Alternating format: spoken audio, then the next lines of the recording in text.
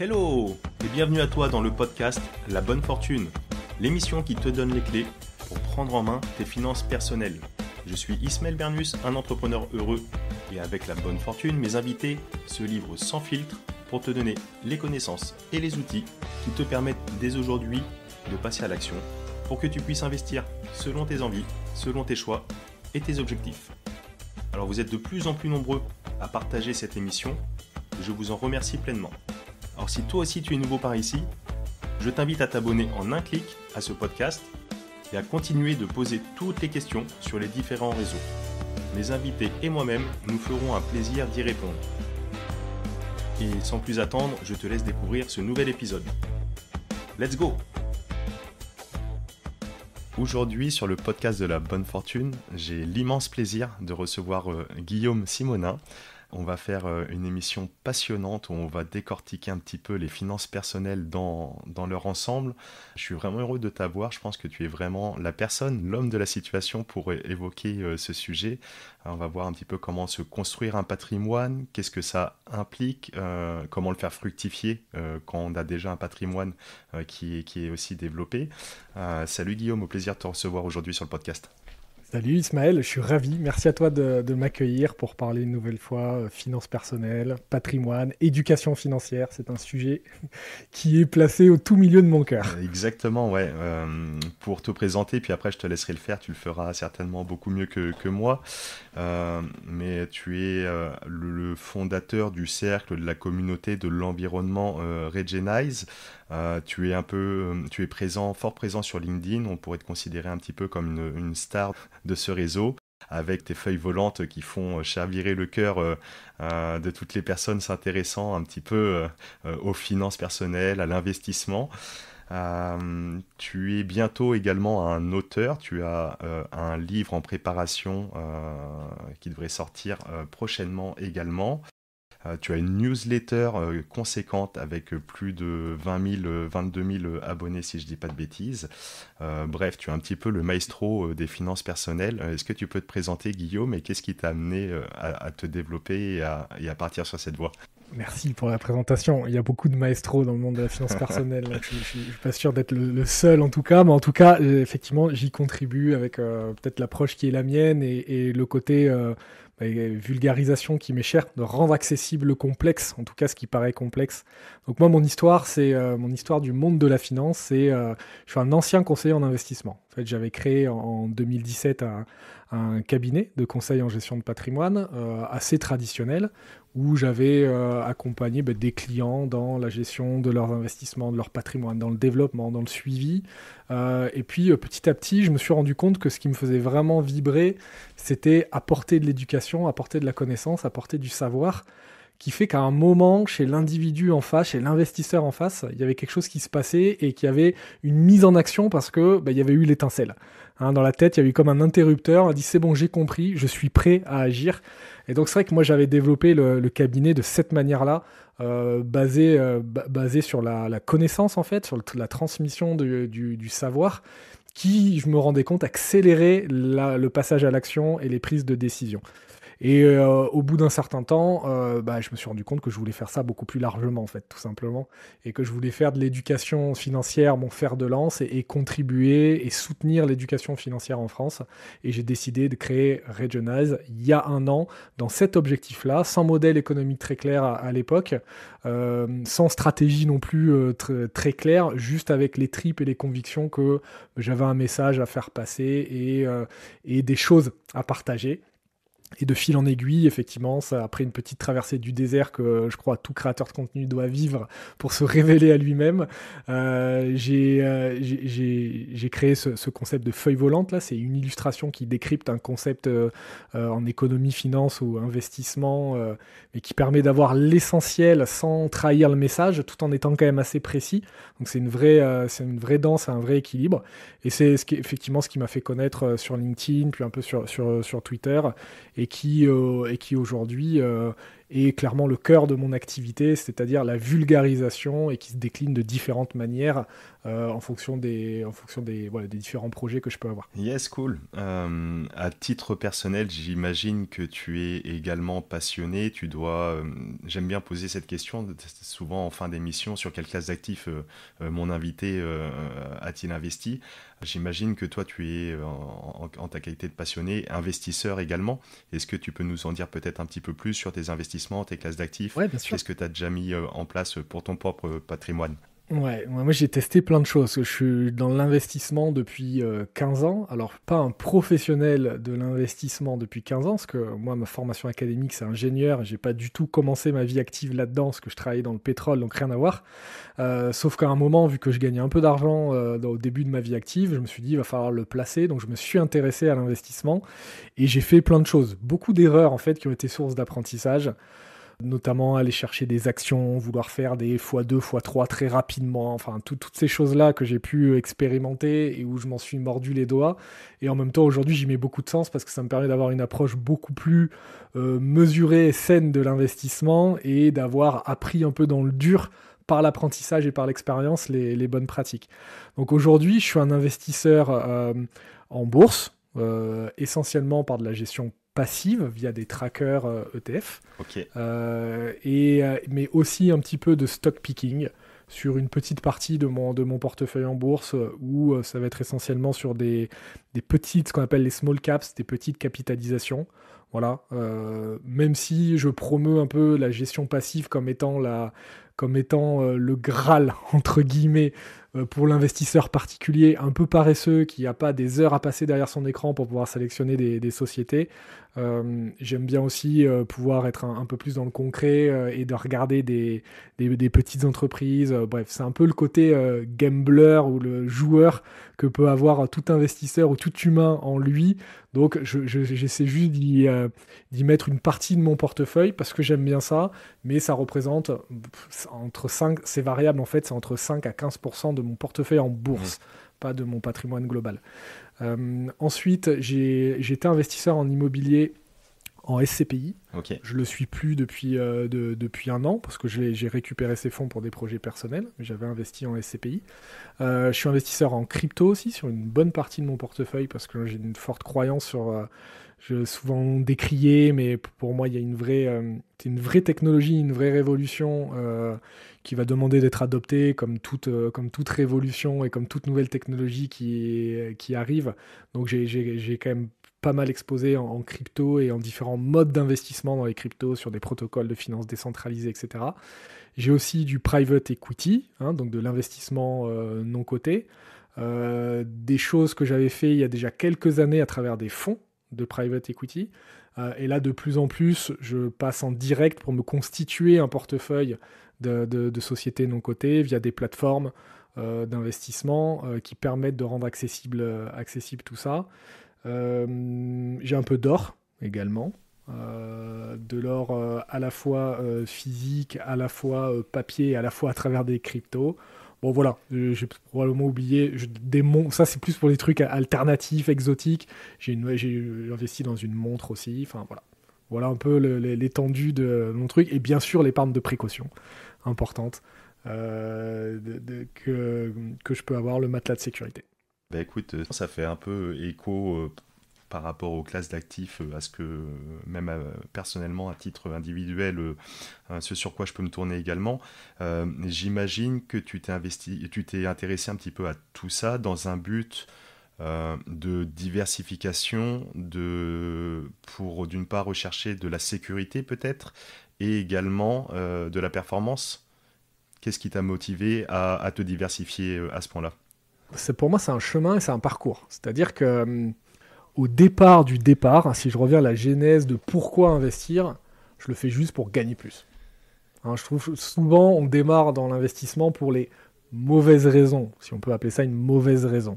Vouloir gagner plus, faire du rendement, peut-être d'avoir ce doux rêve de l'indépendance financière, de la liberté financière, bref, tous ces rêves qui peuvent être vendus de manière assez large. Je ne suis plus du tout là-dedans maintenant, mais au départ, je démarre comme ça.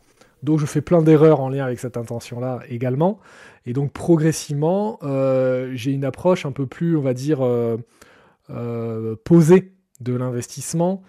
Et progressivement, je m'éclaire en fait sur ce que c'est l'investissement, sur ce que c'est la finance, sur ce que c'est l'économie. Parce qu'en fait, on rend compte que plus on creuse, plus on se rend compte qu'il y a un monde de plus en plus global à chaque fois, jusqu'à qu'est-ce que c'est la monnaie, jusqu'à voilà, enfin, il y a toute une philosophie. Je trouve ça un vrai chemin en fait, la finance. On est dans un monde qui est ultra financiarisé, donc il est passionnant, mais la finance elle est partout, elle régit beaucoup de choses. Et donc je trouve que c'est essentiel que chacun s'éclaire à son niveau, de là où il en est, de son niveau de conscience sur ces sujets-là, pour pouvoir faire des choix conscients et éclairés. Donc moi, progressivement, en fait, il y a effectivement le fait que je me suis passionné depuis 15 ans sur ce sujet-là. Et ensuite, après, que j'ai basculé de l'autre côté de la barrière, où j'ai été un professionnel, où j'ai accompagné des gens, et là, ça m'a apporté énormément de méthodes Et oui. que j'avais pas nécessairement, parce que quand on doit accompagner des gens, bah, nécessairement, on le fait plus que pour soi, on le fait pour les autres. Donc, on fait vivre plus un processus, et l'idée, c'est pas dire fais ce que je fais moi, c'est qu'est-ce que tu ferais toi en te faisant vivre le même processus. Et c'est quand même aussi un métier qui est réglementé, qui a des codes, il faut respecter tout un processus réglementaire, il a son importance pour bien faire comprendre les risques. Voilà, je me suis rendu compte aussi que l'investissement, c'était juste intégrer le risque à ses finances personnelles. C'est comment j'intègre cette donnée du risque. Et donc progressivement, je me suis rendu compte aussi que moi, j'étais un investisseur offensif, qui n'avait pas vraiment de problème avec cette notion de risque. Et donc, je me suis diversifié, j'ai testé des classes d'actifs, j'ai fait des choses. Bon, pour moi, il y a une logique à avoir dans un développement d'un patrimoine. Chacun peut y mettre la sienne, mais notamment, on en parlera peut-être de la pyramide du patrimoine, mais pour moi, ça donne un cadre de développement de son patrimoine. Ben, je suis ce cadre-là, et je vais venir pondérer en fonction de mon risque, de mes projets, de ma sensibilité, de la conjoncture. Donc voilà, c'est vivant, et une stratégie d'investissement, je crois que c'est aussi sur mesure et personnalisé. Ouais, carrément, je te rejoins sur ce point également. Je pense qu'il est important pour que chacun puisse faire les choses aussi avec sens, qui fasse sens à soi-même, et avec kiff, avec passion aussi, quoi. Comme tu dis, il ne s'agit pas forcément de recopier le portefeuille de un tel ou de un tel, etc. Il faut le faire peut-être en conscience. Comme tu dis, il y a tout un processus, une fois qu'on a certaines bases, etc., une suite logique en tout cas, mais de faire les choses avec sens.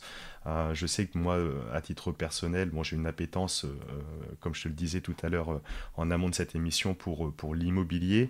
C'est quelque chose qui vraiment me fait kiffer, etc. Et je me rends compte, en avançant dans mon chemin d'investisseur, que d'une part, l'investissement immobilier, il y a plusieurs facettes, hein. Forcément, on peut faire du locatif, du commercial, de l'achat-revente, il y a plein d'utilisations, mais indépendamment de ça, il y a quand même potentiellement une histoire, de la pierre, et donc les possibilités sont infinies, et au plus on tire un petit peu sur cette pelote, au plus on apprend, au plus on découvre les possibilités.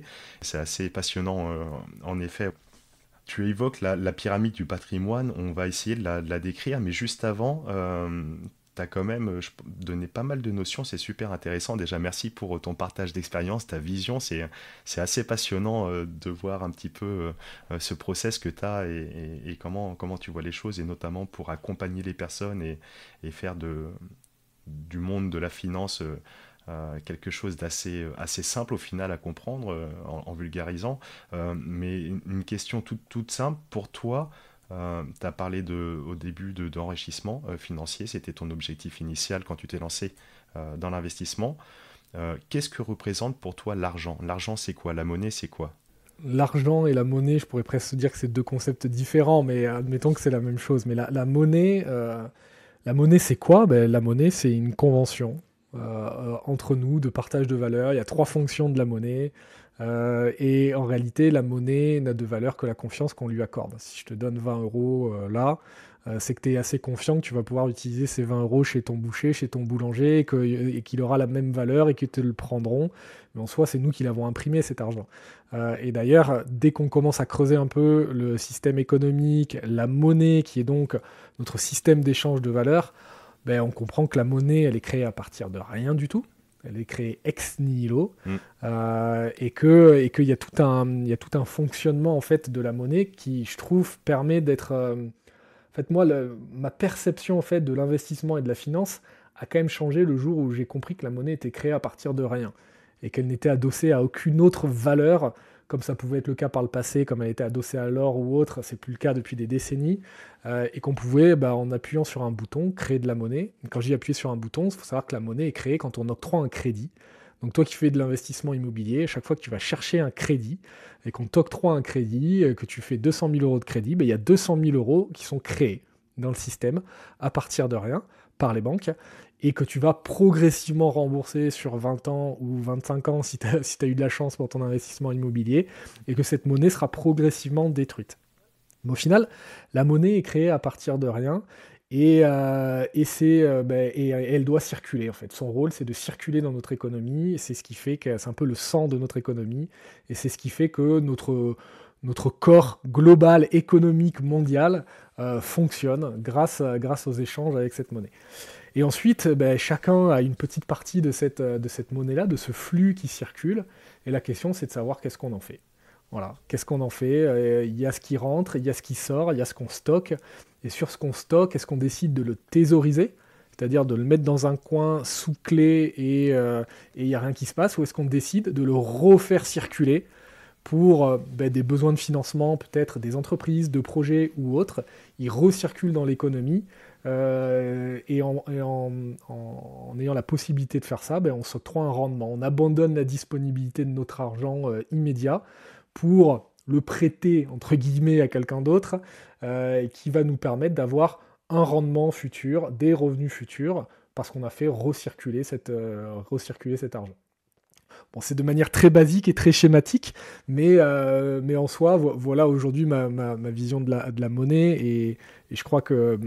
il y a énormément à dire en fait sur la monnaie. Il y a beaucoup de choses à dire dès qu'on commence à creuser le fonctionnement de la monnaie. Beaucoup s'ouvrent à la monnaie en s'étant intéressé aux crypto-monnaies.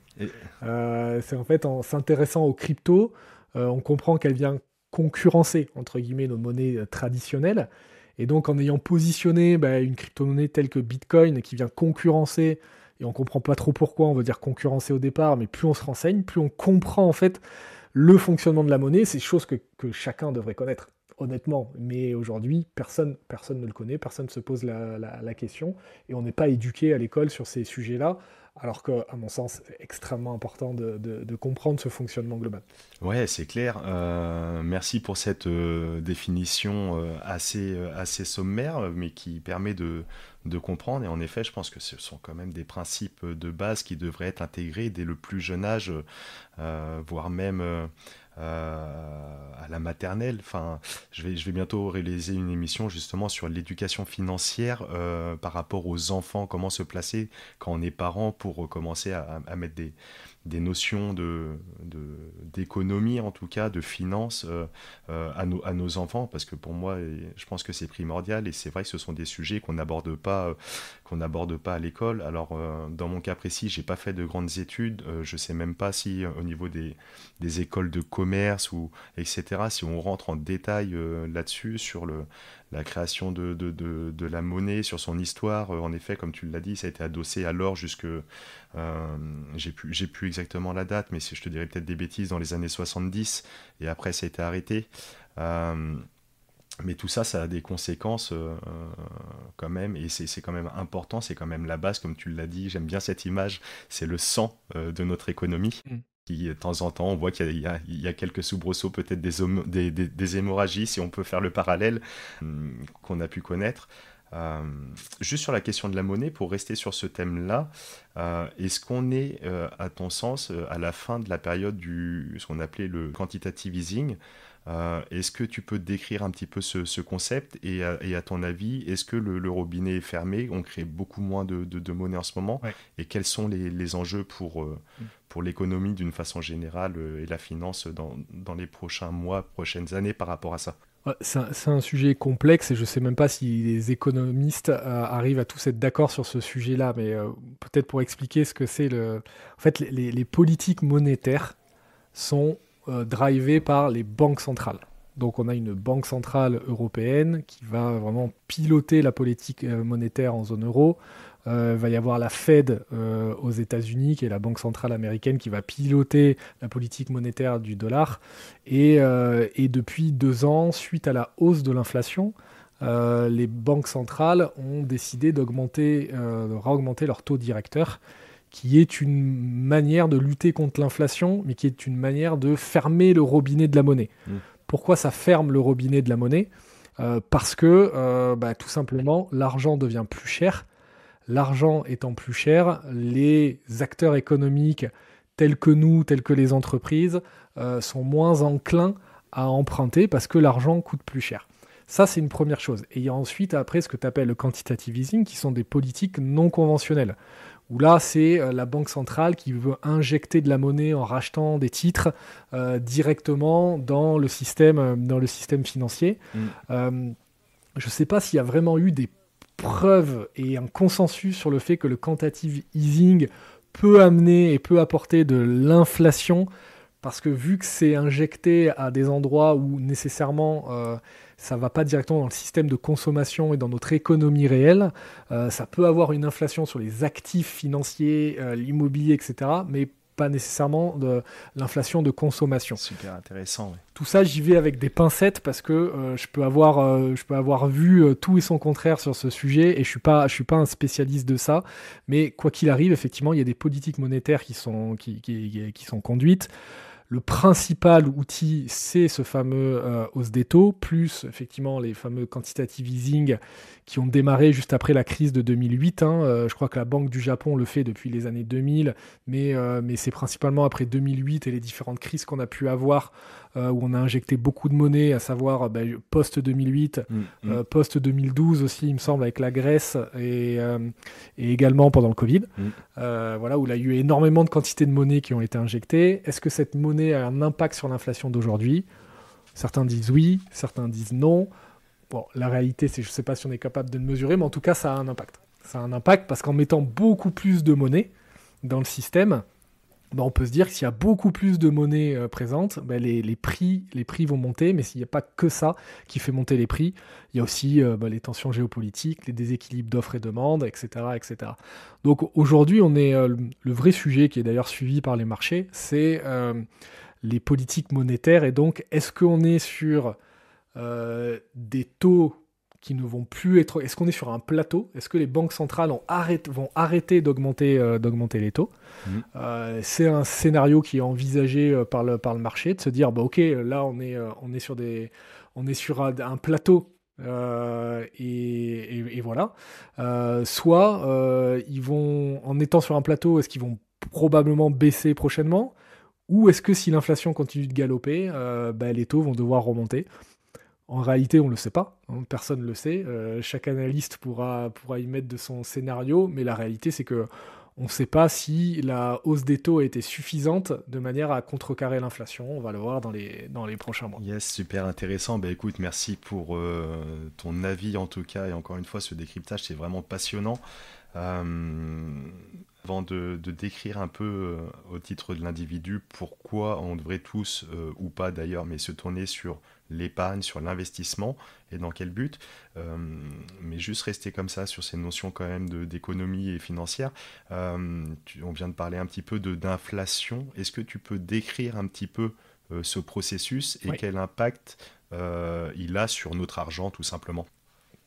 L'inflation, on dit souvent, c'est la hausse généralisée des prix, mais surtout des biens de consommation. Parce qu'il y a un panier de la ménagère, et quand on dit qu'il y a eu 5 ou 6% d'inflation, c'est dans le contour de ce panier-là. Et donc, ce sont des biens de consommation. Par exemple, l'immobilier ne rentre pas dans le calcul de l'inflation. Voilà. Donc ça, il faut le savoir. L'immobilier peut avoir pris 10% sur chaque année pendant 10 ans. Ça rentre pas dans ce calcul-là. Donc c'est la hausse généralisée des prix. Et on dit souvent que c'est la hausse généralisée des prix par une baisse de la valeur de la monnaie. Donc la monnaie baisse, donc il me faut plus de quantité de monnaie pour acheter la même chose. Donc tout dépend où est-ce qu'on place le référentiel. Mais l'impact de l'inflation, il est pour l'épargnant, pour l'investisseur, Alors, pour les particuliers que nous sommes, on le voit au magasin, dès qu'on y va, ok, ça coûte plus cher. Ouais. Mais pour les épargnants que nous sommes et qui avons pu constituer un certain matelas d'épargne ou de patrimoine, il faut comprendre que si on place aujourd'hui notre argent à 3% sur un livret A et que l'inflation est à 6%, le rendement réel est à moins 3%. C'est-à-dire qu'on baisse notre épargne qu'on avait constituée à une baisse de son pouvoir d'achat. Donc les 1000 seront toujours 1000, mais on n'achètera pas la même chose avec les 1000. Il y a une baisse du pouvoir d'achat, et donc on dit qu'on a un rendement réel qui est à moins 3%. Donc c'est souvent important en fait de comprendre que c'est bien de placer à 5%, mais si l'inflation est à 6%, en fait on fait moins 1% sur le pouvoir d'achat de cette épargne. Donc en soi, on a perdu du pouvoir d'achat. On n'a pas perdu d'argent, les 1000 sont toujours les 1000, mais on a perdu du pouvoir d'achat. Donc c'est vrai qu'aujourd'hui, depuis 2 ans, l'inflation est importante. Aujourd'hui, elle a l'air d'être maîtrisée, mais elle reste haute, elle reste importante. C'est-à-dire que tant qu'on ne place pas au-dessus de l'inflation, notre épargne baisse en pouvoir d'achat. Ok, très très clair, super intéressant. On a bien cette image de la hausse des prix, notamment avec il y a cette image qui reste vraiment présente chez les Français avec le coût de la baguette de pain qui revient souvent.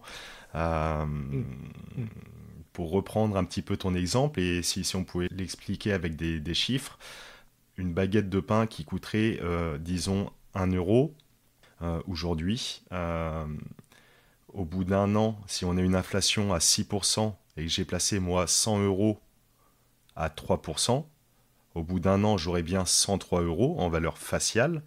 Mais par contre, la baguette de pain, elle aura pris 6%. Donc du coup, au lieu d'acheter 1 avec mes 100, la baguette de pain, là, je vais l'acheter 1,06 avec mes 103. Et donc c'est là où on perd, ce pouvoir d'achat, comme tu dis. C'est là où on se fait grignoter, notre épargne perd de sa valeur, en quelque sorte. Exactement. D'où l'intérêt de ne pas forcément tout stocker son argent comme le faisaient peut-être nos anciens, nos grands-parents, le sac de billets sous le matelas, sous l'oreiller, et mettre toutes nos économies comme ça. Il perd nécessairement de la valeur. On perd de la valeur.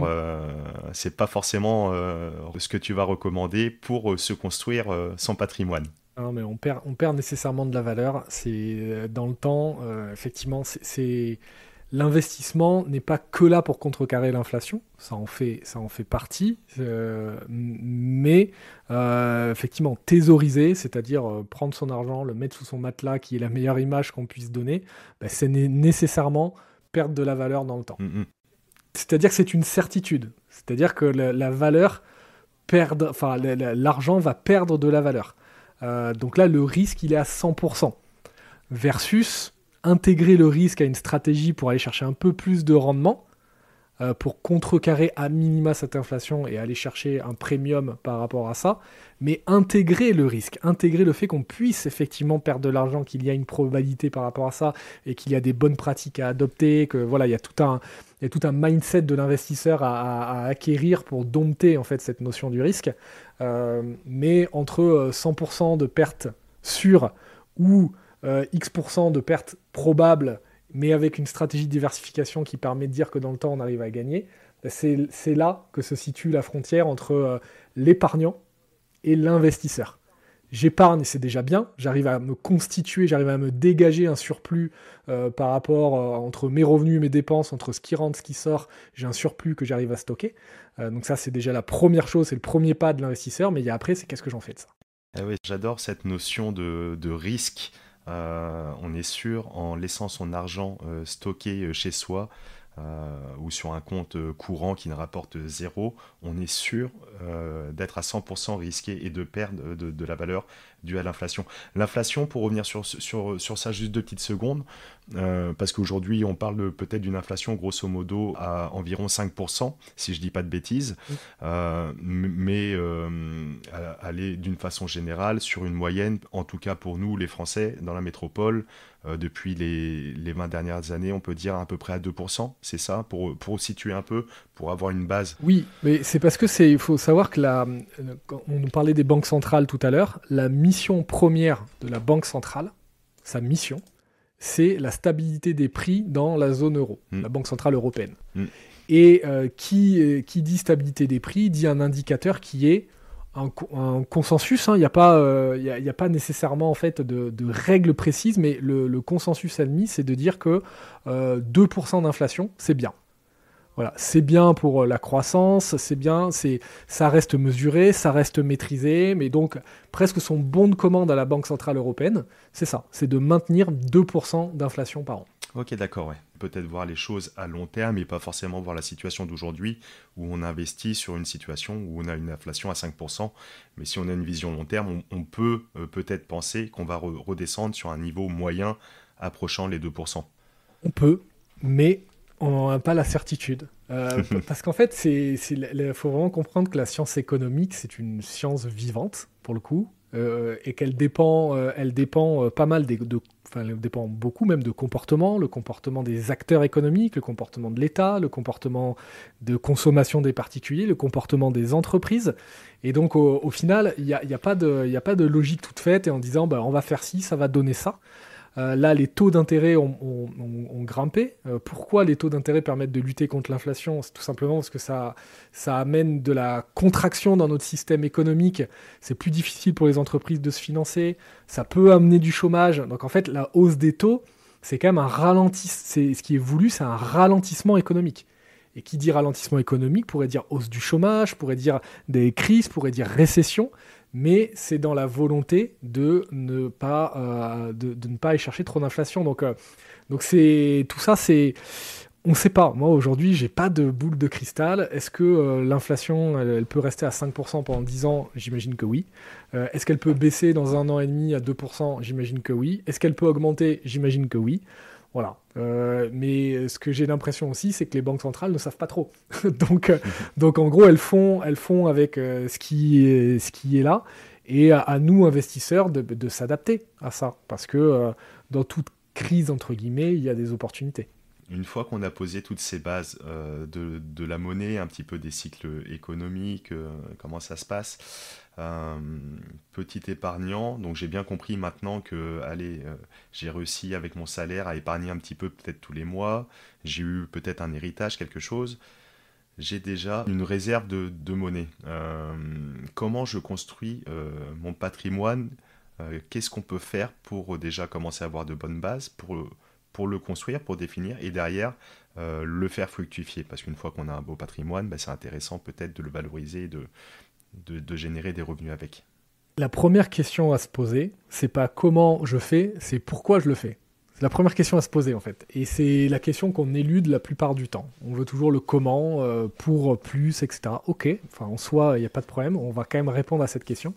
Mais la réalité, c'est d'abord se poser la question pourquoi, en fait. Et le pourquoi, c'est les projets, les objectifs de vie. L'argent est un moyen, l'investissement est un outil. Mais il est un outil au service de quelque chose. Et ce quelque chose, c'est des projets, des objectifs de vie. Ça peut être des choses assez traditionnelles et conventionnelles. Préparer ma retraite, préparer les études des enfants, acquérir ma résidence principale. Mais ça peut être aussi, je veux entreprendre, je veux créer une entreprise, je veux reprendre une entreprise. Je veux... ça, il y a plein de projets. Je veux faire un tour du monde, je veux acheter un bateau. Voilà, tout ça, en fait, l'argent doit être au service. C'est pas une fin en soi, en fait. C'est un objectif de moyen, mais qui doit se mettre au service d'objectifs de résultats. Donc la première question à se poser, c'est pourquoi ? Pourquoi mes projets, mes objectifs ? Et ensuite, ces projets, ces objectifs, il va falloir les qualifier. Peut-être les prioriser, parce que peut-être qu'on ne peut pas tout faire, qu'on ne pourra pas tout réaliser. Donc c'est quoi le plus important ? Ensuite, c'est de budgéter tout ça. Mais si je veux acquérir ma résidence principale, ok, elle est à combien ? Quel montant de résidence principale ? Quel apport il va falloir que je fournisse ? Avoir des objectifs très clairs par rapport à ça. Et ensuite, c'est de mettre en mouvement tout ce qu'on a déjà constitué au service de ça. On a transformé en fait des objectifs de cœur, de projet de vie, en objectifs financiers. Maintenant, ces objectifs financiers, on peut mettre en face des objectifs de moyens. J'ai aujourd'hui déjà constitué une épargne. Prenons un exemple. J'ai constitué 100 000 euros. Peut-être que mon projet résidence principale, c'est le plus important pour moi. Donc, je vais déjà allouer 50 000 euros dessus. Mais je veux générer un apport de 100 000 euros dans 5 ans. Donc, je vais aussi y allouer une partie de ma capacité d'épargne mensuelle. Imaginons que j'ai 400 euros, je vais y mettre 200 euros. Ok, donc je mets 50 000 euros, 200 euros, et je vais pouvoir maintenant trouver des solutions d'investissement qui, à partir de ça, me permettent d'aller chercher 100 000 euros dans 5 ans. Et il va falloir voir la faisabilité de ça. Parce que là, c'est posé comme ça, mais quel rendement il faut pour pouvoir aller chercher ça si en faisant le calcul, on voit que c'est 20% de rendement, ça va être compliqué. Si on voit que c'est 4% de rendement, ouais, ok, c'est possible. Et qu'est-ce que je mets en mouvement par rapport à ça? Quel est mon profil investisseur? Est-ce que je suis prêt à prendre le risque? Voilà. Il y a toute une logique de construction par rapport à ça. Mais après, il y a aussi un cadre. Il y a vraiment un cadre, à mon sens, à respecter dans le développement d'un patrimoine un peu bon père de famille. C'est la première chose à se poser, ce que j'appelle la pyramide du patrimoine, mais le socle, c'est la question de la résidence principale. Est-ce que j'achète ou est-ce que je loue ma résidence principale? C'est une question importante parce que moi, je me suis rendu compte quand je conseillais des particuliers dans leur stratégie d'investissement, beaucoup venaient me voir, ils n'avaient jamais mis en place quoi que ce soit en termes d'investissement. Pourtant, ils avaient des stocks conséquents. C'était souvent des Parisiens, actifs, jeunes cadres, une trentaine d'années, une bonne situation. Mais le vrai sujet de pourquoi ils n'avaient pas mis en place d'investissement, c'était le sujet de la résidence principale. Parce que l'immobilier à Paris est cher, parce que si on veut acquérir un appartement de 60 mètres carrés, il va falloir débourser alors peut-être moins maintenant, ça baisse un peu, mais il va falloir débourser entre 600 et 700 000 euros. Et donc, il va falloir faire un apport. Donc, tant que je ne sais pas si je veux acheter, et tant que je n'ai pas bien clarifié ce projet, je ne sais pas si l'épargne que j'ai acquise, elle va aller 100% en apport, ou si je peux en réserver une petite partie pour l'investissement. Donc, la meilleure des solutions quand on est dans ce trouble, dans cette confusion-là, c'est de rien faire et c'est de procrastiner les décisions d'investissement. C'est pour ça que pour moi, à mon sens, c'est la base.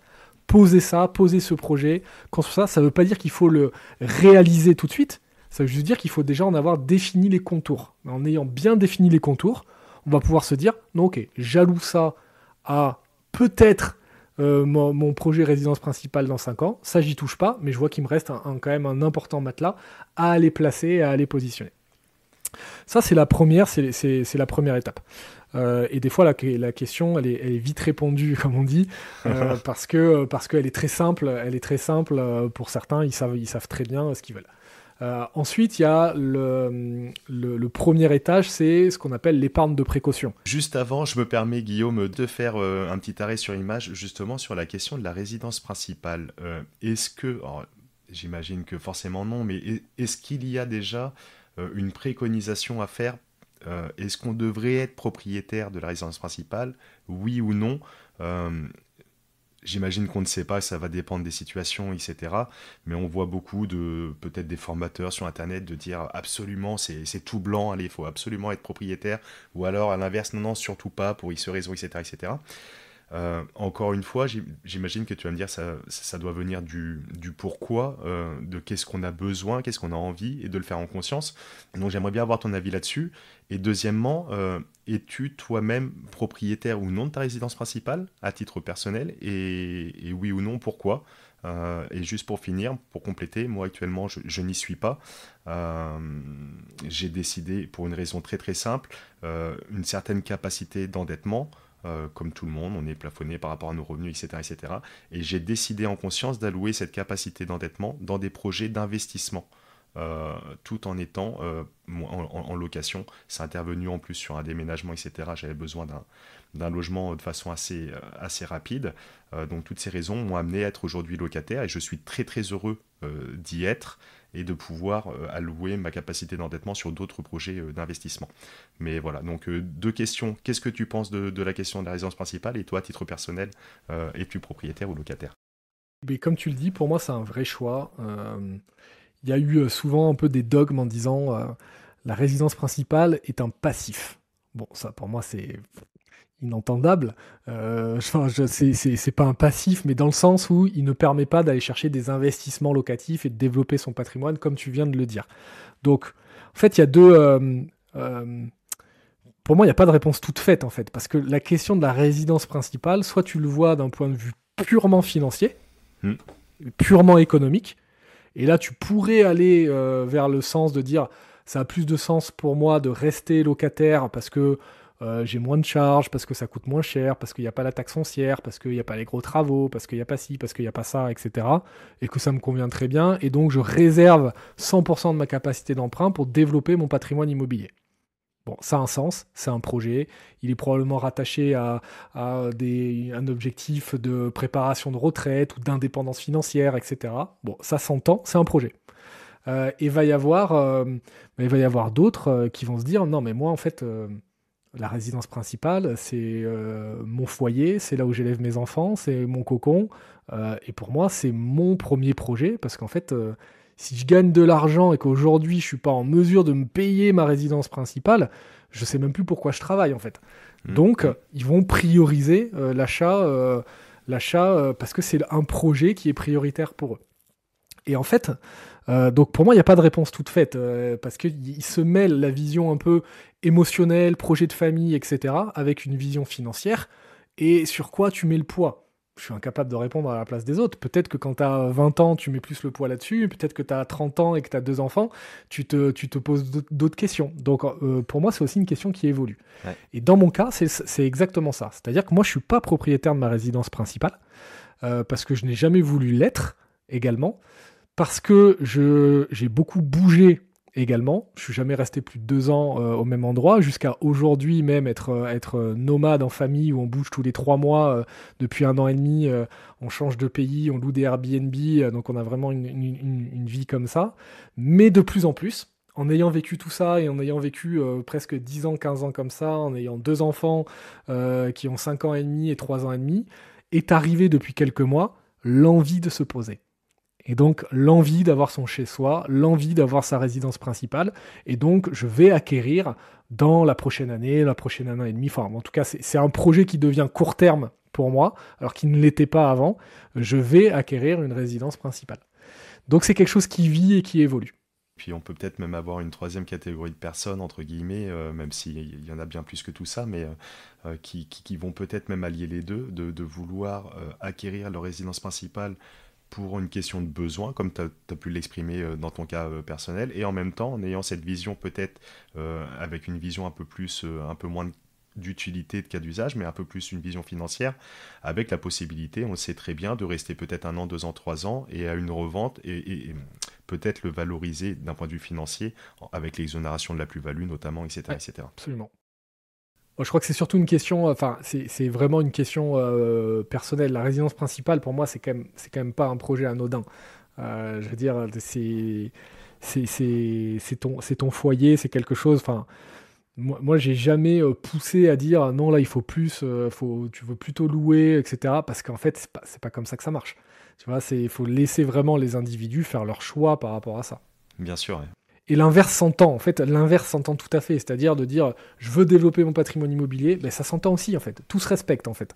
Moi, j'ai aucun problème par rapport à ça. Donc pour toi, c'est intéressant de commencer par cette question de base quand même, donc de question de la résidence principale, et une fois qu'on a fait notre choix, on est parti dans une direction ou une autre, propriétaire ou non, qu'on a défini ça. Donc, si on remonte un petit peu dans la pyramide, je mettrai dans les notes de l'épisode, si ça te va, Guillaume, je partagerai un petit peu ta fiche volante justement de la pyramide du patrimoine, pour que les auditeurs, après coup, puissent vraiment regarder ça avec attention. Elle est vraiment très très bien faite. Donc après, en deuxième socle, pour toi, il est intéressant de se poser la question de l'épargne de précaution notamment. Oui, c'est même pas se poser la question, pour moi c'est un must-have d'avoir une épargne de précaution, c'est le matelas de sécurité en cas de coup dur. Pourquoi ? Parce que si demain j'envisage d'investir et donc d'intégrer le risque, le fait que les fonds soient pas disponibles tout de suite, le fait que le capital puisse varier à la hausse comme à la baisse, etc., j'ai envie d'avoir un matelas de sécurité si demain j'ai un problème, si demain j'ai une panne de ma voiture, si demain je perds mon boulot, etc., etc. Donc le montant de l'épargne de sécurité, il est crucial même pour l'investisseur. C'est-à-dire c'est pas juste un truc, c'est de l'épargne, etc. Non, il est important dans une stratégie d'investissement. Et là, il y a des grandes règles. 3 à 6 mois de salaire, 6 à 12 mois de dépenses, ça c'est si on a besoin de grandes règles, mais ça peut aussi être très bien un forfait avec lequel on est à l'aise. Certains, ça va être, moi je veux un livret A plein. Ok, ça fait 20 000 euros, un peu plus, si tu vas au plafond, mais voilà, ça peut être un livret A plus un LDD, 30 000 euros. Pour certains, ça va être beaucoup plus. Pour certains, ça va être beaucoup moins. Ça va dépendre de sa situation, de où il en est, de sa propension au risque, de sa capacité à générer du cash futur. Voilà. Enfin, pour moi, il n'y a vraiment pas de règle. Ça dépend. J'ai vu beaucoup de choses. C'est aussi très personnel, l'épargne de précaution. Peut-être que quand tu es entrepreneur, tu vas un peu plus d'épargne de précaution. Tout dépend aussi de ta situation familiale, etc. Donc, moi, j'ai dansé avec cette épargne de précaution. Des fois, j'en ai eu assez peu. Des fois, j'en ai eu beaucoup parce que c'était la lecture que j'avais à l'instant T de mon activité, de ma capacité à générer du cash, des investissements futurs que j'allais devoir porter. Voilà. Donc, il est aussi essentiel de se poser la question régulièrement. Constituer un patrimoine, on parle de la pyramide. Pour moi, on peut se poser la question tous les ans, en fait. Oui. Parce que la résidence principale, c'est pas parce qu'au départ, on s'est dit non, je loue, que dans un an et demi, on va pas se poser la question que j'achète. C'est une stratégie, par définition, c'est quelque chose de vivant et qui n'est pas figé. Ça bouge tout le temps. Donc c'est important d'intégrer ça aussi à sa stratégie. Le fait que ce soit quelque chose qui est juste à l'instant T, mais qui dans 6 mois ne peut être juste. Parce que les projets évoluent, la vie évolue, nos consciences évoluent, et que la stratégie, elle est au service. Donc elle doit s'adapter à ça. Super intéressant, super important de le rappeler, en effet, que tout est évolutif et on comprend bien, à 20 ans, on n'a pas les mêmes objectifs qu'à 30, qu'à 40, avec des enfants, si on approche de la retraite, etc. etc. Et puis, au fur et à mesure que l'investisseur va avoir des connaissances, des appétences, des envies différentes, en même temps, oui, il aura besoin d'allouer plus ou moins de fonds, d'être plus ou moins en sécurité, etc. etc. Et donc, tout est évolutif. Ouais. L'épargne de précaution, comme son nom l'indique, elle sert vraiment pour tranquilliser l'esprit, de dire, allez, si demain je dois faire un investissement immobilier, je sais que j'ai un petit peu une petite poche de cash de côté sur un livret, etc. Si j'ai un coup dur, si j'ai une chaudière, si j'ai ma voiture qui lâche, au moins je suis tranquille, je dors sur mes 2 oreilles, ça tourne et je peux faire face. C'est vraiment pour s'éviter peut-être des tracas et de se faire des cheveux blancs un peu trop précocement, quoi. Oui, et la caractéristique d'une épargne de précaution, c'est sa disponibilité immédiate. Ouais. Donc elle doit être disponible. Donc c'est très souvent des livrets bancaires, des comptes surlivrés, des livrets réglementés, parce que c'est immédiatement disponible. Ouais. Donc tu préconises livret bancaire, etc. Éventuellement un peu de cash chez soi, en banque, dans un coffre, mais quelque chose de vraiment très très disponible, liquide. Ouais, ouais, absolument. Aujourd'hui, on peut en plus, pour refaire le parallèle avec l'inflation, peut-être limiter la casse. Il y a des livrets qui sont performants, d'autres sous conditions d'accessibilité, avec des performances, je crois qu'on entend des livrets... des livrets prioritaires, ou je sais plus, à 5 ou 6%. Oui, ça doit être pendant une certaine période, donc il doit y avoir des conditions par rapport à ça, mais oui, il y a des choses. Bon, il y a l'éternel livret A qui aujourd'hui est à 3% et qui va rester à 3%, parce que c'est le ministère de l'économie et la Banque de France qui l'ont décidé ainsi, malgré le fait qu'il aurait dû être augmenté, parce il y a un mode de calcul en fait sur le livret A, qui est mis à jour tous les 6 mois, mais le gouvernement a la liberté de le suivre ou pas. Donc là, il va rester à 3%. Ça reste en dessous de l'inflation, mais c'est déjà 3%. Après, pour ceux qui sont éligibles, il y a quand même le livret d'épargne populaire. C'est sous condition de revenu, mais là qui est à 6%. Oui, voilà. Sous condition de revenu. Et après, il peut y avoir des livrets un peu boostés, etc. Mais où là, attention, il va y avoir une fiscalisation des intérêts. En fait, il va y avoir une fiscalité sur les intérêts, ce qu'il n'y a pas sur le livret A, parce qu'il est net de fiscalité. Ouais. Et puis les livrets boostés, d'une part, il y a la fiscalité, comme tu le dis, et puis souvent c'est boosté quelques mois. Donc ça pèse pas grand chose. C'est plus pour vendre peut-être ce livret. Et au final, l'intérêt économique, il est bon que 3 mois. Exactement. Et la fiscalité derrière vient grignoter un peu les performances vendues. Certains s'amusent à faire des allers-retours.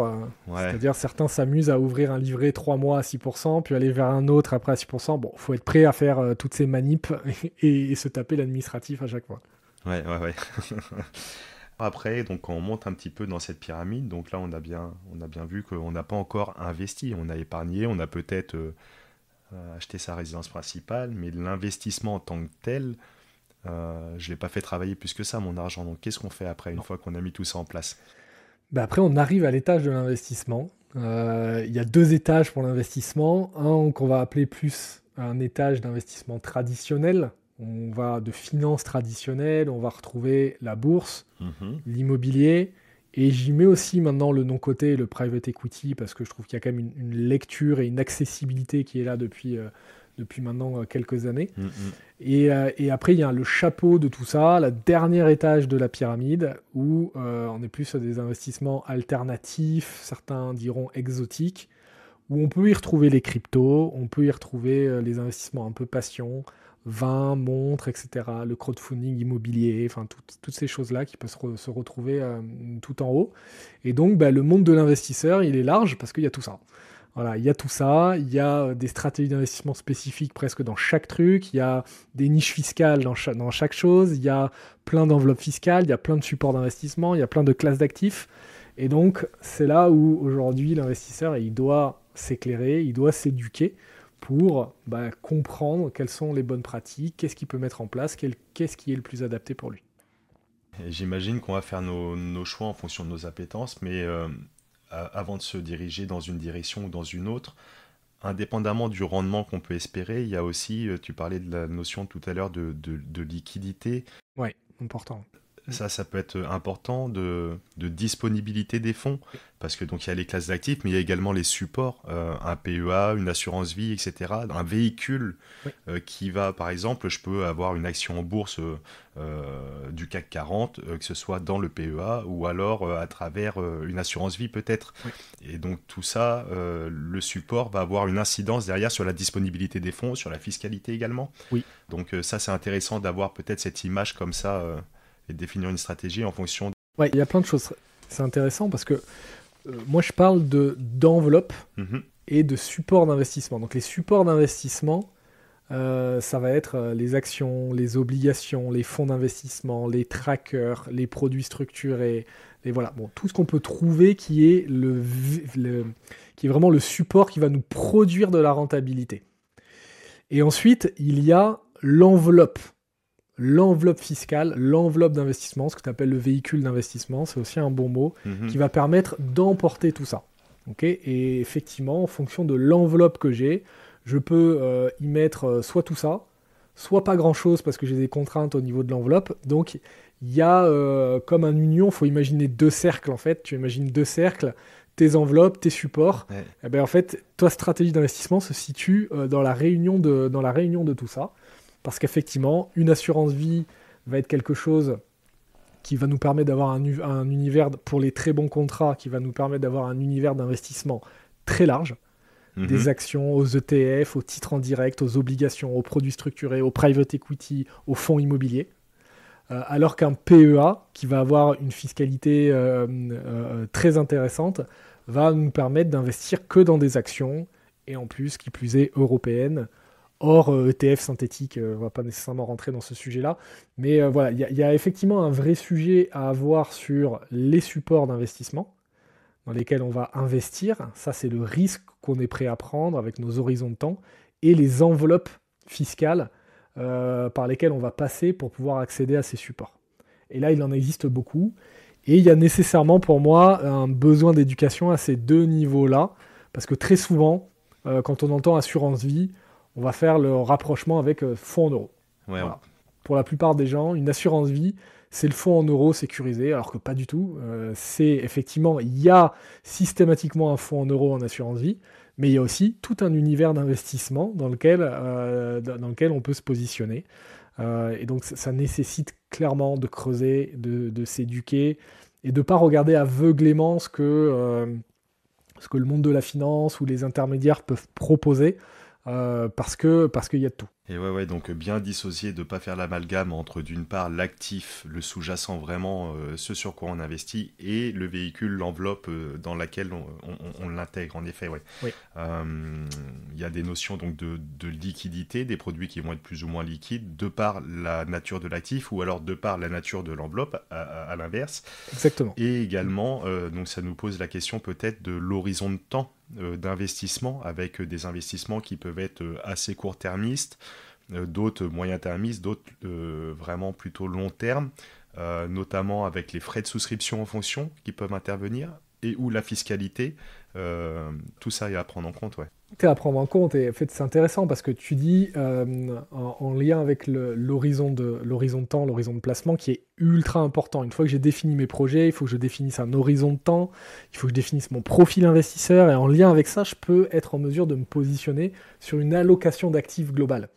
Donc, combien je vais mettre un peu en action, combien en obligations, est-ce que je suis 100% en action, est-ce que je mets un peu des obligations, bref, tout ça c'est pour mutualiser un peu le risque.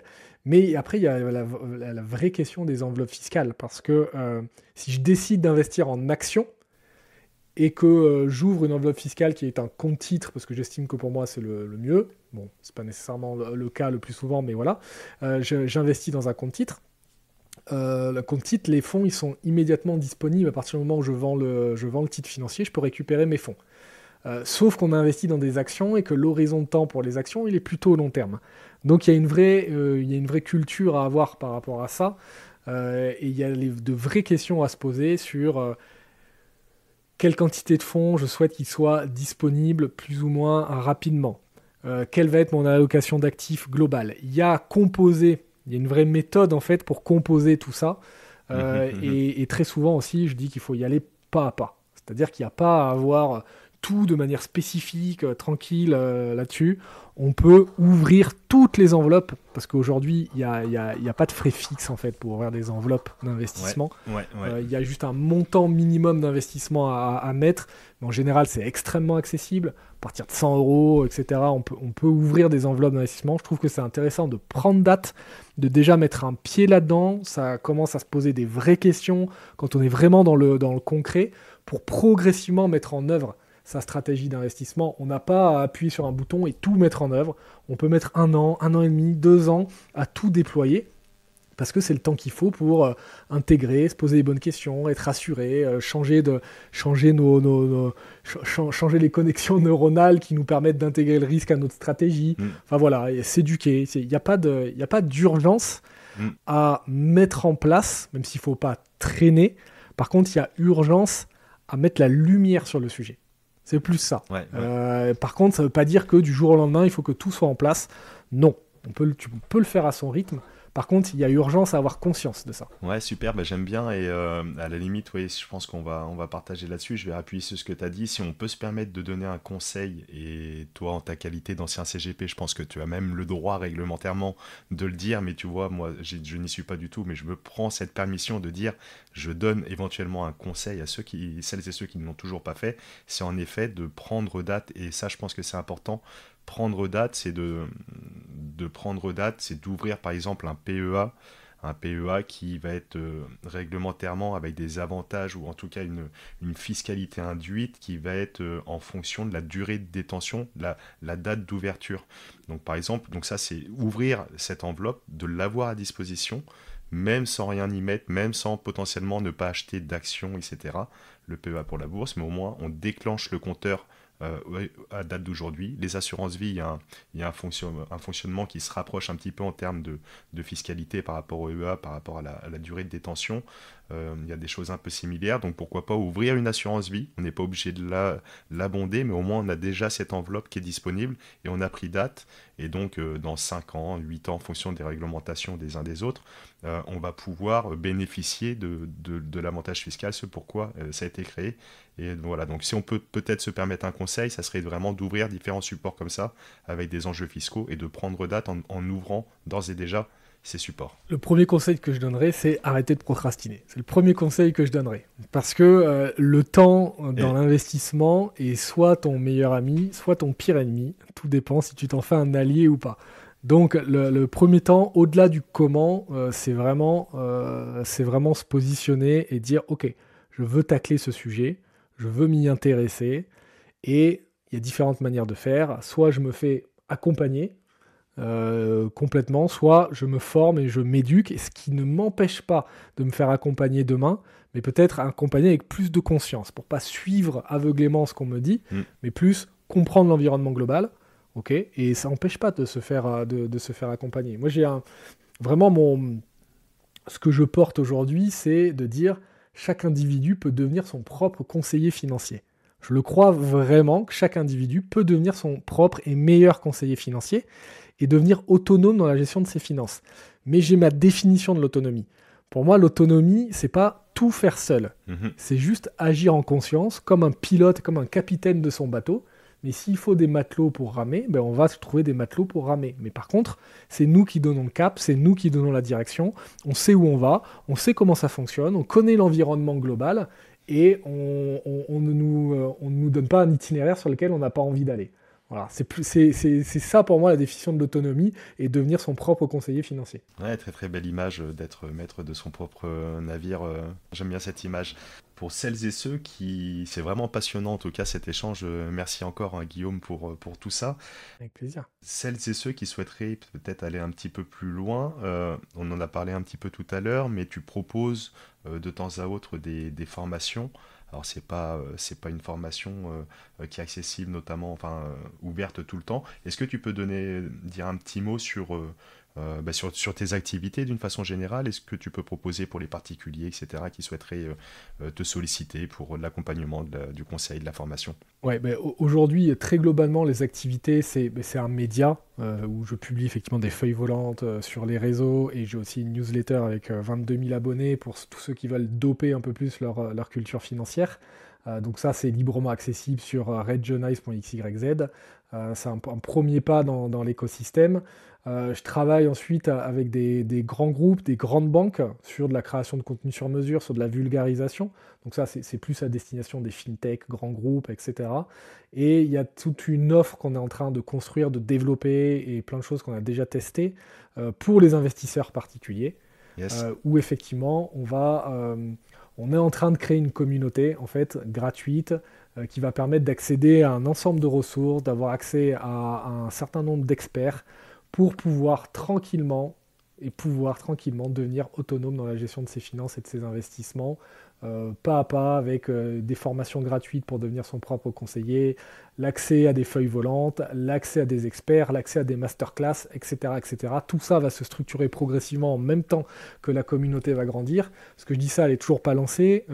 Quand peut-être tu publieras ce podcast, elle sera lancée ou elle viendra juste d'être lancée. Mais en tout cas, c'est imminent. Et jusqu'à maintenant, ce qu'on a fait, c'est qu'effectivement, on a des parcours de formation. On a très récemment fait ce qu'on appelle un défi bourse. Ça a été 3 semaines pour devenir autonome dans ses investissements en bourse, où là, je m'entoure systématiquement d'un expert du sujet. Donc là, c'était avec un expert de la gestion passive en bourse qui s'appelle Grégory Guillemin. Et mon rôle à moi dans tout ça, et dans ce binôme, c'est de laisser la place à l'expert, d'extraire les connaissances de l'expert et de les rendre accessibles en les vulgarisant à la fois par du contenu, type feuille volante, mais aussi à la fois par l'expérience à vivre pour que chacun puisse bien assimiler et intégrer tout ça. Parce que souvent les experts, c'est pas le cas de Grégory, mais souvent les experts, en étant très experts du sujet, ils sont peu pédagogues et ils peuvent vite se noyer dans de l'expertise qui n'est pas perçue ou qui n'est pas compréhensible de n'importe qui ne connaît pas le vocabulaire et tout ça. Donc moi, mon rôle à moi, c'est vraiment une co-animation et d'être un peu la courroie de transmission entre l'expert et le particulier qui veut s'éduquer et devenir autonome. On peut déjà peut-être orienter, conseiller les auditeurs, les auditrices. Peut-être le premier pas, ça serait de s'abonner gratuitement à ta newsletter disponible, Redjonice, comme tu le dis. Et puis après, de là, il y aura peut-être toutes les infos. Et après, je partage toutes les informations, toutes les actualités de toute façon dans cette newsletter. On va arriver au terme de cette émission. J'aurai une dernière question pour toi, mais juste avant, on a parlé un petit peu là d'épargne, d'investissement, de placement, les différentes classes d'actifs, etc., etc. Est-ce que toi, à titre personnel, quand tu investis, tu as des rendements cibles que tu vises et si oui, pourquoi? Non, alors j'ai pas de rendement cible parce qu'en fait, j'ai pas de rendement cible. La manière de fonctionner, c'est plus d'avoir une volatilité cible, un risque cible qu'on est prêt à prendre qui va nous amener telle ou telle rentabilité. Le fait est que depuis maintenant des décennies, il y a des datas sur les performances passées qui nous permettent de dire avec tel niveau de risque ou de volatilité, si je prends l'exemple de la bourse, sur les marchés, les actions permettent de donner entre 7 et 9% par an sur les 30 dernières années. Okay, donc ça, c'est le passé qui nous le dit. Rien ne nous dit que c'est ce qui va se passer dans le futur. Mais aujourd'hui, il y a quand même ces informations-là sur lesquelles on peut s'appuyer. Elles valent ce qu'elles valent comme des données passées, mais au moins elles ont le mérite d'exister. Donc moi j'ai pas nécessairement de cible. En revanche, quand je fais mon étude de faisabilité, c'est-à-dire je me fixe un objectif dans 20 ans, d'avoir un capital de, peu importe, 100 000 euros pour un projet. Et que je décide aujourd'hui d'y allouer, j'en sais rien, 10 000 euros de mon épargne déjà constituée, plus 400 euros par mois. Là, en lien avec mon profil investisseur, je vais quand même faire une étude de faisabilité et de dire, est-ce qu'avec ces 10 000 plus 400 ou 500, je ne sais plus ce que j'ai dit, par mois, est-ce qu'avec un rendement de 8%, 7%, c'est possible?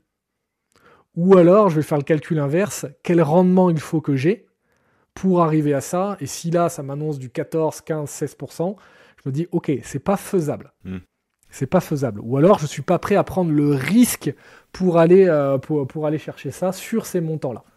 Donc, je l'utilise plus comme ça, en fait, en me basant sur des chiffres passés. Super intéressant, mais tu viens de répondre un petit peu, en tout cas, à la question, celle à quoi je voulais t'amener à réfléchir, c'est de te dire, est-ce que tu as des rendements cibles en fonction peut-être des classes d'actifs, etc. On parle, après ça varie, mais dans l'immobilier, on parle d'un rendement, ça peut être du 3% si on fait du patrimonial à Paris, ça peut être du 10% si on est en province, ça peut être etc. etc. Et est-ce que tu te fixes comme ça un peu, est-ce que tu as des targets, des maîtrises, des indicateurs, et tu te dis, bon là, l'objectif, il est de tendre vers ça quand tu achètes une action en bourse, etc., etc., ou sur du long terme, un ETF. L'idée, je pense, c'est à niveau de risque égal de toujours avoir quelque chose qui t'optimise le rendement de base. Mais oui, le plus simple pour moi, c'est pour dire en bourse, je suis assez à l'aise.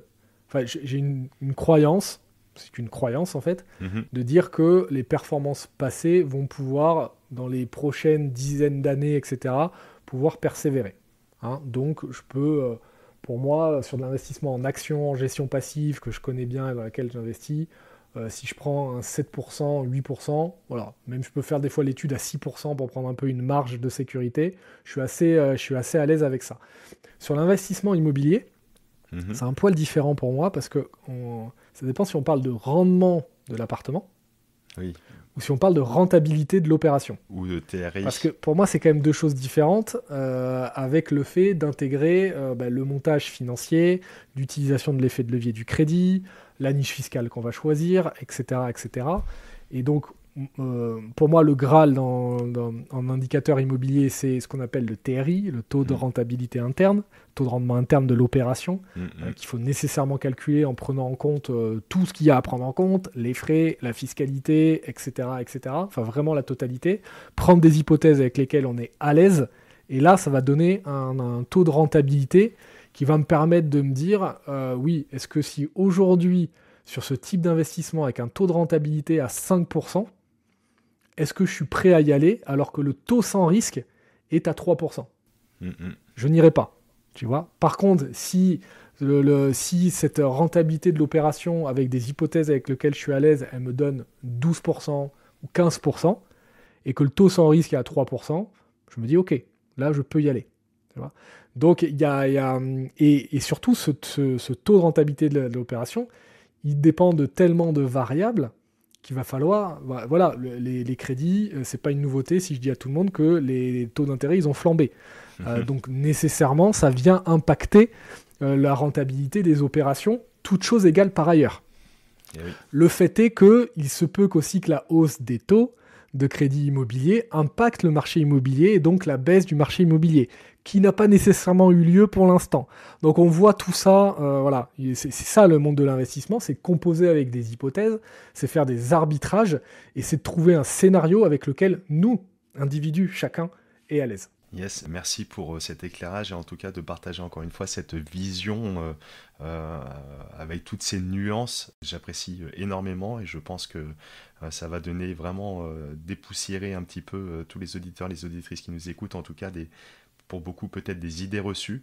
Et en effet, la vie est composée de gris, tout n'est pas noir ou blanc. Il y a toute une nuance de gris et merci de nous partager ta vision avec ces différentes nuances, en tout cas d'essayer de les intégrer pour les investisseurs afin qu'on puisse faire nos choix éclairés. Avec plaisir. Est-ce que tu as un mantra, une citation, une philosophie de vie que tu te répètes de façon générale ou que tu aimes partager à tes proches, à tes amis, aux clients que tu as pu accompagner, que ce soit sur le monde de l'investissement ou peut-être un tout autre domaine qui t'intéresse? Ouais. Non, mais il y en a une. On me pose souvent la question et je suis jamais capable de redire la citation telle quelle. donc à chaque fois, je me plante quand je veux la dire, mais pourtant, elle est bien ancrée pour moi. C'est une citation de Mike Horn, l'aventurier, qui dit que pour avancer sur le chemin, en fait, il y a besoin d'avoir. Alors, c'est pas tel quel, mais pour avancer sur le chemin, il y a besoin d'avoir 5% des réponses. Les 95% restants arrivent le long du chemin. Et c'est ça, enfin, pour moi, c'est plus une philosophie de vie déjà globale, mais je trouve que ça s'adapte aussi bien à l'investissement et à la notion de procrastination, le fait de passer à l'action. Il n'y a pas besoin d'avoir 100% des réponses pour pouvoir passer à l'action. 5% suffisent, le reste va arriver quand on avance sur le chemin. Eh ben super, en tout cas le message est passé, super intéressant, et tu vois, c'est la première fois qu'on me fait cette citation de Mike Horn et cette référence en tout cas, donc c'est cool. Bah écoute, mille merci pour cet échange passionnant, Guillaume. Si tu veux conclure cette émission, je te laisse le mot de la fin avec grand plaisir. Et juste, encore une fois, où c'est qu'on peut te retrouver? Donc on a dit la newsletter, le LinkedIn, le Twitter, et si tu as peut-être d'autres médias, où c'est qu'on peut trouver, et puis je te laisse le mot de la fin. Non, c'est essentiellement là, je suis un peu sur Instagram. Bon, on peut me retrouver effectivement sur LinkedIn, Twitter, redgenice.xyz, tout mène à la newsletter, et après il y a tout un processus d'onboarding par rapport à ça pour ceux qui veulent aller plus loin. Et après, le mot de la fin, déjà merci de m'accueillir, de pouvoir me permettre de m'exprimer sur cette place-là. Et puis, non, mais un mot, pour moi, c'est toujours la même chose, c'est quand est-ce que je passe à l'action? Donc c'est plus une question à poser à l'audience, en fait, c'est est-ce qu'aujourd'hui tu as suffisamment de réponses? Est-ce que tu as tes 5% pour pouvoir aller chercher demain tes 100%? Donc quand est-ce qu'on passe à l'action? Parce que dans les finances, dans l'investissement, le temps, c'est vraiment un vrai sujet. On s'en rend compte malheureusement sur le chemin, on n'a pas toute la perception en fait de ce que le temps peut nous apporter, mais on n'a pas nécessairement besoin d'avoir énormément d'argent ou de pouvoir mettre beaucoup de côté tous les mois pour pouvoir préparer son avenir. Par contre, quand on a du temps et quand on s'y prend tôt, eh ben, c'est un sacré asset, c'est un sacré actif et c'est le plus beau des actifs. Et en tout cas, dans l'investissement, grâce à la mécanique des intérêts composés, c'est celui qui nous permet vraiment d'atteindre des objectifs conséquents. Avec grand plaisir, en tout cas, pour te recevoir de nouveau sur le podcast, pour pourquoi pas développer ce concept-là. Et ouais, une belle chose, en effet, on est tous riches du temps, de cet actif-là, qui est égalitaire pour tout le monde. Donc faisons bon usage afin de faire travailler nos finances et bien plus également. Merci Guillaume encore une fois, et puis à tous et à toutes, je vous remercie pour votre écoute attentive, votre fidélité, et puis je vous retrouve très vite pour une nouvelle émission. Ciao.